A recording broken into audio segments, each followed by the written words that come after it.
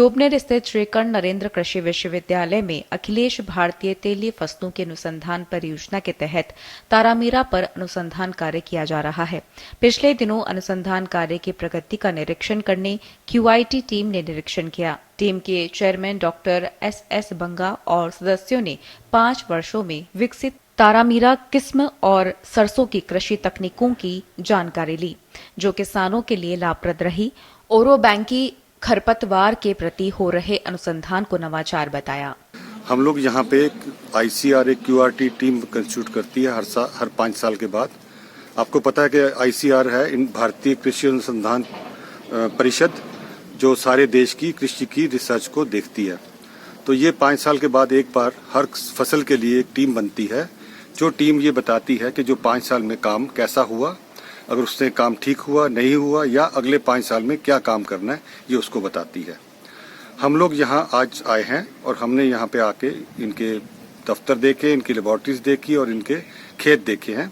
और कई काम, क्योंकि राजस्थान एक अग्रणी स्टेट है देश में सरसों की उपज के लिए, तो यहाँ पे हमने तारामीरा का खास करके काम देखा, क्योंकि तारामीरा यहाँ की मेन फसल है। तो तारामीरा में इन्होंने 3 बहुत अच्छी नस्लें निकाली हैं, जिससे तारामीरा की उपज बढ़ रही है और भी बढ़ेगी। तो काम ठीक है, अच्छा है। उसके अलावा हमने इनको कुछ बताए हैं नई चीज़ें, जिससे तारामीरा की उपज में और बढ़ोतरी होने की संभावना है। इसके अलावा यहाँ के जो एक बहुत बड़ी समस्या है वो है ओरोबैंके की, जो बहुत एक वीड है जो काफ़ी तंग करता है किसानों को।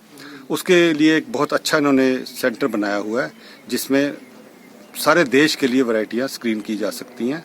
तो मैं सोचता हूँ कि सारे देश के लिए एक बहुत अच्छा काम होगा अगर ये कोई रेजिस्टेंट लाइन बना पाए उससे।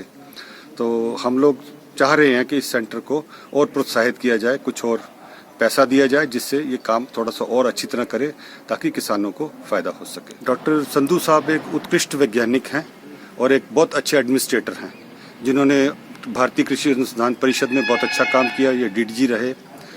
सबसे अच्छी चीज़ जो मैं इस विश्वविद्यालय में मैं 10 साल बाद आ रहा हूँ, और तब से और अब पे ज़मीन और आसमान का अंतर है। और ख़ास करके जो वाटर हार्वेस्टिंग के इन्होंने काम किया है, ये बहुत बड़ी देन है इस एरिया के लिए और इस यूनिवर्सिटी के लिए, जिससे कि मुझे बताया गया कि फार्म में पहले साल में 1 फसल दी जाती थी, अब 2-2 फसल लेनी शुरू कर दी हैं। तो ये बहुत अच्छी बात है। उसके अलावा इन्होंने जो मुझे बताया गया है कि फसल को और अच्छा करने के लिए इन्होंने बहुत प्रोत्साहन दी है। तो मैं तो इनको कहूँगा कि आप अच्छी तरह जैसे काम कर रहे हैं ऐसे और अच्छी तरह से किए। और ख़ास करके क्योंकि राजस्थान अग्रणी है प्रदेश है ऑयल सीड के लिए, तो तिलहन के ऊपर अच्छा जोर देने के लिए इनको देना चाहिए। कुछ हद तक मैंने इनको ये भी सुजेस्ट किया है कि ओलिव की कल्टीवेशन को भी प्रोत्साहन देना चाहिए यहाँ पे, जिससे कि किसानों की उपज बढ़ाई जा सके। तो मेरी शुभ इच्छाएं उनके साथ है। मैं उनके साथ 25 साल तक काम भी किया है लुधियाना एग्रीकल्चर यूनिवर्सिटी में, तो मैं इनको बहुत अच्छी तरह से जानता हूँ। बहुत अच्छे इंसान हैं और बहुत अच्छे वैज्ञानिक हैं। तारामीरा परियोजना के अंतर्गत हर प्रगति एवं कार्य का संपूर्ण ब्यौरा निर्देशक अनुसंधान डॉक्टर ML जाखड़ ने दिया। उनके द्वारा विकसित की गई किस्में जोबनेर तारा, ज्वाला तारा और कृष्ण तारा की जानकारी भी दी गई। कृषि विश्वविद्यालय के कुलपति GS संधू ने बताया कि ये देश का एकमात्र संस्था है जहां तारामीरा की जैव विविधता का संरक्षण किया जा रहा है। जोबनेर कृषि विश्वविद्यालय में हमारे यहाँ तारामीरा का जो अखिल भारतीय परियोजना है, उसका जो एक ICR का एक सेंटर है। और पिछले दिनों में इन्होंने इस सेंटर ने बहुत अच्छा कार्य किया। और रादर मैं ये कहूँ कि अगर पूरे इंडिया में कहीं की वैरायटीज हैं तो वो जोबनेर तारामीरा की वैरायटी यहीं से है। और ज़्यादातर तारामीरा राजस्थान में भी है। और ये तारामीरा इतने कम पानी में होता है कि सिर्फ एक बार जर्मिनेट हो जाए, उग जाए, उसके बाद इसको बहुत कम पानी की ज़रूरत पड़ती है। बीच बीच में अगर एक आध बारिश अगर गर्मी विंटर में हो जाती है तो जो बहुत अच्छी फसल है। और क्योंकि अखिल भारतीय परियोजना है और उसका हर 5 साल पर मूल्यांकन होता है कि वो पर्टिकुलर सेंटर जो है कैसा कार्य कर रहा है, उस दिशा में मुझे बताते हुए खुशी है कि यहाँ पर ICR की जो नामित टीम, उसमें जो है इतने नामी गामी जो साइंटिस्ट जो नेशनल प्रोफेसर हैं, डॉक्टर सुरेंद्र सिंह बांगा, वो टीम के हेड थे। उनके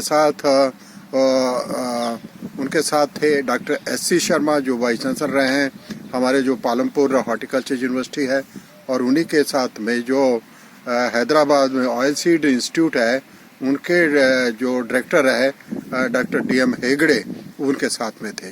तो यहाँ पर बताना बहुत ज़रूरी ये है कि जो नेशनल प्रोफेसर है, क्योंकि वो इतने सालों से कार्य कर रहे हैं, वो भी ऑयल सीड में काम कर रहे हैं, उन्होंने आकर यहाँ पर जो कार्य हो रहा है उसकी भरपूर सराहना की। उसमें जो पर्टिकुलरली जो औरोबंकी जो ये अपना जो सरसों का मामा जिसको बोलते हैं, उस पर कार्य यही एक विश्वविद्यालय है जिसपे काम कर रहा है।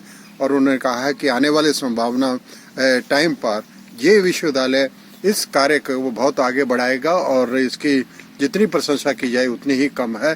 तो इस प्रकार पूरी टीम ने हमारे भ्रमण के साथ उसके बाद मेरे साथ मुलाकात की और उनके विचारों को जानकर अच्छा लगा कि उनकी भावी योजना, क्योंकि 1-2 प्रोग्राम यहाँ पर और स्टार्ट किए जाएं। कृषि विश्वविद्यालय के जैव विविधता पार्क में थाई बेर का अच्छा उत्पादन हुआ। विश्वविद्यालय में लगे विभिन्न किस्मों के बेरों की प्रसिद्धि दूर दूर तक फैल गई है।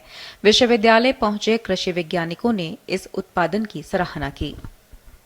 ये जो जहां आज विजिट की और डॉक्टर साहब ने जो बेर दिखाए, ये प्लांट मैंने पहले जो इस सीजन में जितने बेरिंग इसकी हुई है ना, तो मैं ऐसा प्लांट कहीं देखा। और इतना जूसी भी मैंने जो जब खाया तो इसका जूस जो है ना, बेर तो मैंने बहुत खाए हैं, लेकिन ये फर्स्ट टाइम जो इसकी क्वालिटी है और जितनी क्वांटिटी में इसमें बेरिंग हुई है वो भी एक अचंभा है। और ऐसे लो टेम्परेचर में सरवाइव करना जो प्लांट है ये बहुत ही बढ़िया है। और सभी किसानों के लिए जो इस एरिया के हैं उनके लिए एक वंडरफुल प्लांट जो है, और उनकी उत्पादनता और उनकी इनकम बढ़ाने के लिए एक बहुत बढ़िया साधन हो सकता है। जैसा कि आप देख रहे हैं, हम श्री कर्णेंद्र कृषि विश्वविद्यालय के जैव विविधता पार्क में है। जो आप मेरे हाथ में देख रहे हैं, ये आप असमंजस में मत पड़िए कि ये नींबू हो सकता है। ये बेर है और बेर भी थाई बेर है। थाई बेर इस जोबनेर क्षेत्र के आसपास बहुत कम मात्रा में पाया जाता है, लेकिन कुलपति डॉक्टर जे संधू ने इस कार्य को अपने हाथ में लिया और आज आप देख रहे हैं कि पीछे एक बगीचा पूरा थाई बेर का लगा हुआ है।